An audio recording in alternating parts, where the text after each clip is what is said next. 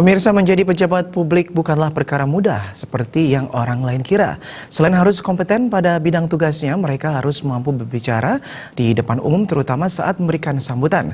Seiring dengan kebijakan Gubernur Bali yang bertujuan melestarikan bahasa Bali, pejabat publik harus juga mampu memberikan sambutan dalam bahasa Bali. Memberikan sambutan dalam bahasa Bali disebut Sambrama Wacana. Upaya membiasakan pejabat publik dalam Sambrama Wicana dilakukan dengan menggelar lomba Sambrama Wacana, serangkaian bulan bahasa Bali yang diikuti perwakilan OPD Sebali.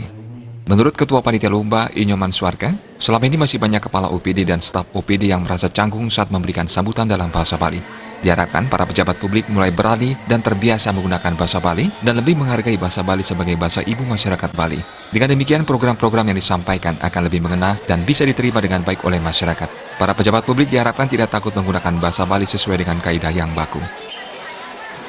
Saya lebih suka bagaimana nanti peserta mencoba menggunakan bahasa Bali, tidak merasa takut menggunakan bahasa Bali, semakin membiasakan menggunakan bahasa Bali. Persoalan juara, mungkin kalau PD mungkin tidak perlu juara, tapi mereka akan merasa bangga ketika mereka bisa berbahasa Bali, memiliki keterampilan berbahasa Bali, walaupun misalnya nanti kita tidak menurut bahasa Bali yang betul-betul setengah mungkin bahasanya tak sempurna, tidak, tapi bagaimana mereka sudah mulai membiasakan diri.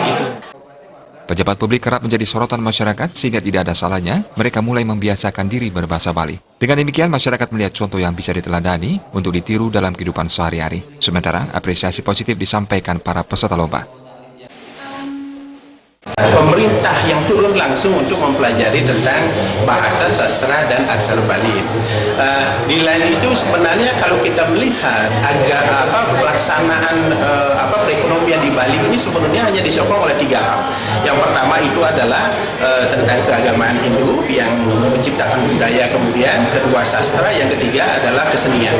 Dan ini sumbernya adalah dari bahasa, sastra, dan aksara Bali. Harapannya agar lomba ini setiap tahun rutin diadakan karena ini akan menjadikan semangat untuk para OPD dan juga masyarakat pada umumnya untuk menggunakan bahasa Bali dalam kehidupan sehari-hari. Pejabat publik yang mampu dan terbiasa berbahasa Bali dipastikan akan turut berkontribusi menyukseskan kebijakan Gubernur Bali terkait bahasa Bali. Eka Yana, Bali TV.